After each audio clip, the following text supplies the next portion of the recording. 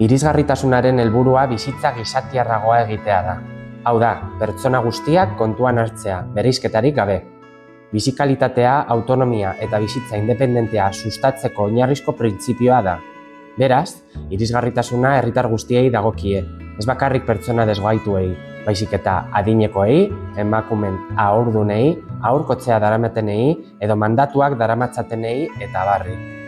Udalerriaren aurreko plana 2016koa da, eta gure udalak EAJ-PSEk gobernatuta, berritzeko dirulaguntza galdu egin du. Ez duelako eskatutako dokumentazioa zuzendu. Larria, ezta? Eta zer dakar horrek? Bada, dirulaguntza galdu dugunez, udal diru kutsetatik azterlana ordaintzeko ardura hartzeaz gain, hori egiteko ilaran gaude. Lehentasuna baitute diroz lagundutako ikasketetek.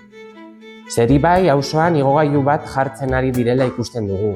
Zaramillon beste bat esartzeko azterlana eginda dago, eta Astobitzan beste bat kokatu nahi dute. EH Bildu guenesetik ez dugu esango igogailu horiek beharrezkoak ez direnik.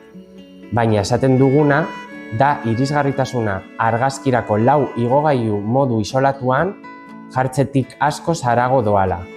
Gure udalerriak eskuhartze integrala behar du gure auzoetan aurkitzen ditugun gabezia horiei guztiei irtenbidea emateko. Beharrezkoa denean, igogailu bat jarriko da, baina beste jarduera asko ere egin behar dira. Irudiek eta eguneroko errealitateak berez hitz egiten dute, gobernu taldearen utzikeria ere bai, dirulaguntza galtzen baitu.